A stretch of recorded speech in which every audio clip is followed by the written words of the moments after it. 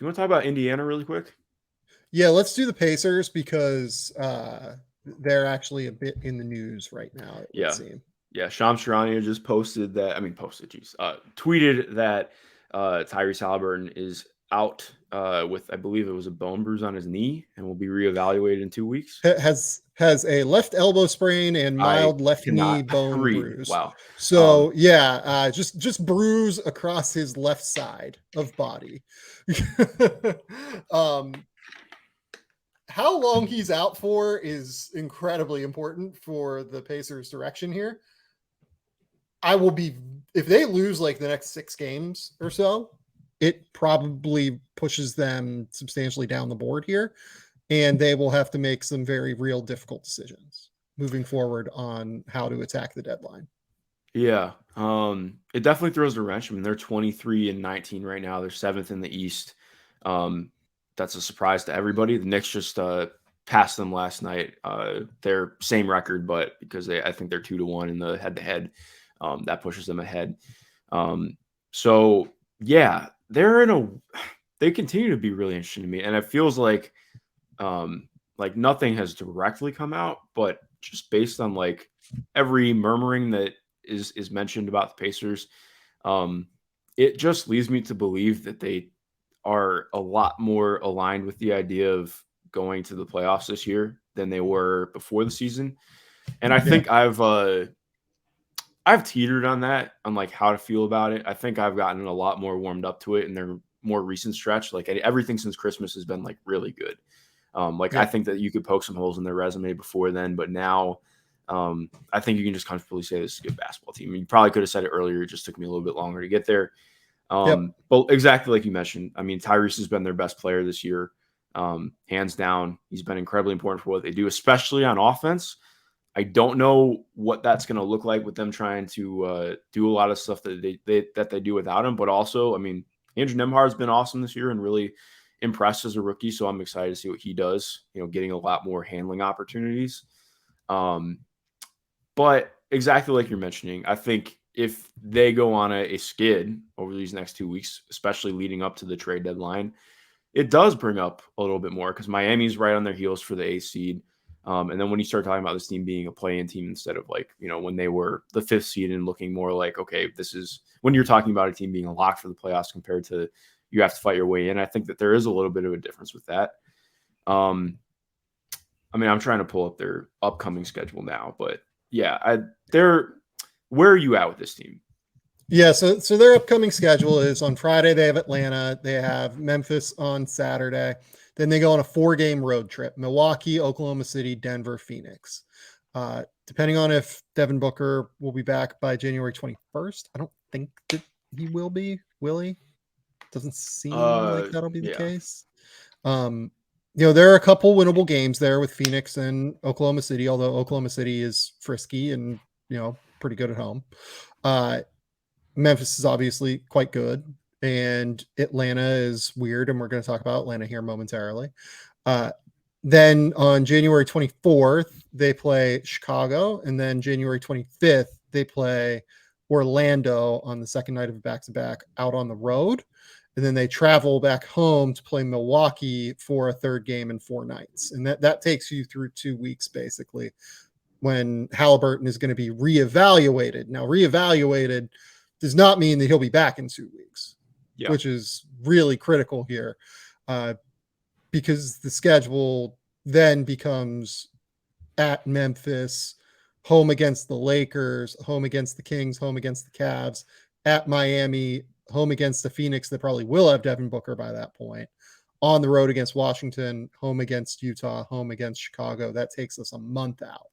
So the schedule it's not terrible. It's not ideal, though. I would say it's certainly going to be one of might be like somewhere between the 10th and 15th hardest schedule during that time. It's not an easy run. It's not a bear of a run necessarily, but how they perform leading up to the trade deadline is going to really make some decisions for them. And that is why they are now like purely a what the fuck do we do here team. Like before, I honestly think it was like, wait, how is this team good? Basically, before, like, what are they doing that makes them good? And it was just unselfishness, offense, running really crisp offense, getting great ball movement, figuring out answers defensively by the time Miles Turner came back. Like there were answers, but now, man, it throws it for a wrench, especially if they think that Tyrese Haliburton might be out beyond that 2-week period. Yeah. And on the other hand, too, like, I mean, he could end up only being out for like, maybe he comes back early and, just kind of blows us away. But yeah, it's especially too when you're talking about, like, there really hasn't been anything reported on Buddy Hield and his availability, which makes me think that there's a lot more potential with that happening. Everything that's come out with Miles Turner continues to be there's interest in renegotiation. And I believe, if I remember correctly, Jake Fisher from Bleacher Report earlier this week had reported that contract negotiations hadn't gone through yet. Like I think Miles and his camp were looking for something higher. And that's not to say that they were turning things down. But point being, like, they're hitting the point where it's like, okay, either you have to have him re-signed or you're trading him, because I don't think that you can afford to take this into the offseason. I think that would, A, just be bad management. And B, like, I'm just kind of tired of this playing out. It's happened every year, make a decision finally. And it's in a weird spot because, like, exactly like you mentioned, like, if this is a team that really views Miles as part of the future, and he's played really damn well. He's been their second best player. At times he's like even overlapped Tyrese for what he's needed to do defensively. Like, you can look at this team and be like, okay, well, outside of adjusted defensive rating, they're 19th right now. And that is mostly on the back of what Miles is doing. Like, this overall defense by the team is pretty lackluster. There's a lot to be desired, and they don't have a lot of size. They don't have a lot of guys that I would call great one-on-one or individual defenders. Off-ball defense is problematic. They really just kind of staple things together because Miles has been fantastic on the back end. That's not to take away from others, but point being, like, he's been that good.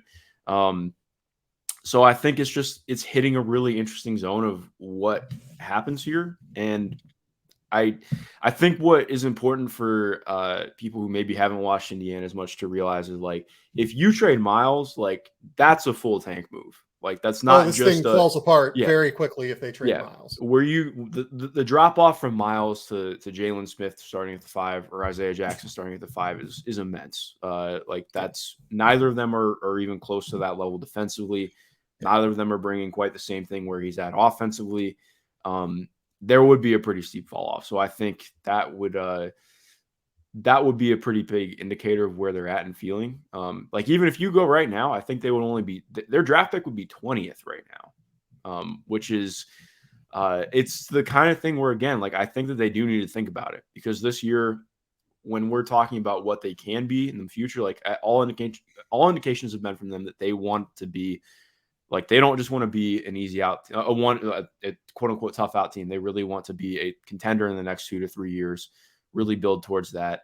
And I think if they want to get there, they do have to prioritize their own draft pick. And part of that can come through, like, they have the Cavs pick and Boston pick. I don't anticipate either of those falling through this season, because the Cavs are pretty locked into what they're doing, unless a massive injury hits. But point being, like, I think those are hitting. They have the ability to be really flexible and try and move up in the draft if they want to be aggressive here. And I think that's something they should look at. And maybe there's stuff that pops up at the deadline that makes them more open to move. Point being, I think this team needs to be focused on making home runs. Like, they are not here to hit a single or a double at the trade deadline. They're not here to hit a single or double with the draft. Like, they really need to be locked in and focused on doing what is going. Well, I'm not trying to, like, overemphasize this, but I do think, like, this, I think you're right to overemphasize it. This has been the singles and doubles team for a decade now, outside of Paul George being there, right? Like, I guess you could say, like, Victor Oladipo was not a single or a double, but they had to move Paul George. Like, it's, it's complicated, I think, by a number of different factors here. So if I'm them, they're 5 games right now out of the number 6 spot in the draft, basically. If Tyrese Haliburton is going to be out 3 or 4 weeks as opposed to 2 weeks, and this is something I'm sure that they have more of a feel for internally than what the public information is going to be, given that they're reevaluating him in 2 weeks as opposed to, him just being out 2 weeks. they need to make like some pretty real decisions here about the future of the franchise. And maybe that is renegotiating and extending Miles Turner and giving him like a $20 million balloon payment or something this year, and then negotiating a contract extension that gets a little bit more team friendly moving forward. I talked about the mechanics about like on a Miles Turner extension last episode with Danny LaRue when we broke down the trade deadline kind of lay of the land.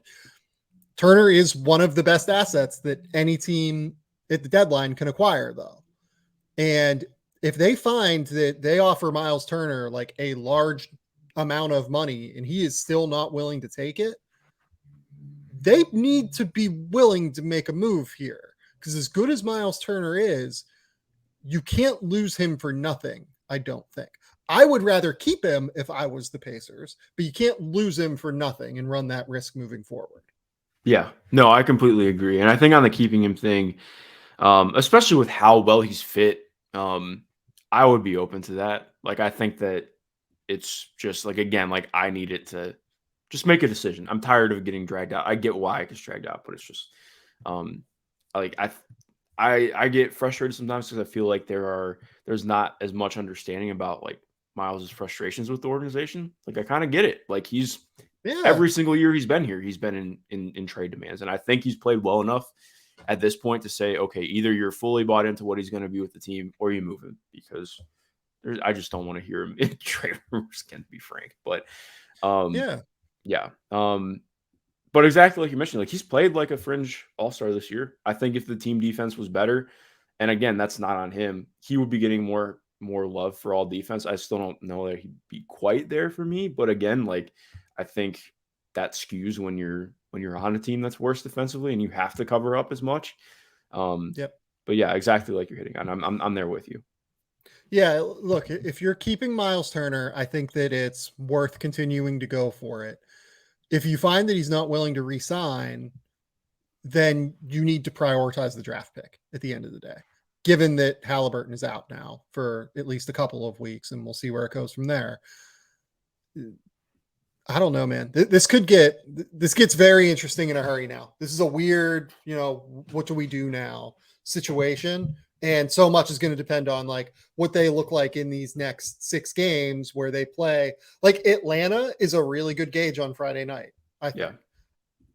Yeah. At Oklahoma City is a really good gauge next Wednesday, I think. Honestly, like, at Milwaukee, maybe at Denver, those games without Tyrese Haliburton, they can't win a 7-game series against those kinds of teams. So I don't know how good those gauges are, but trying to, compare yourself against the teams that you're theoretically in a tier with, what happens when we lose our best player? How competitive are we in those circumstances?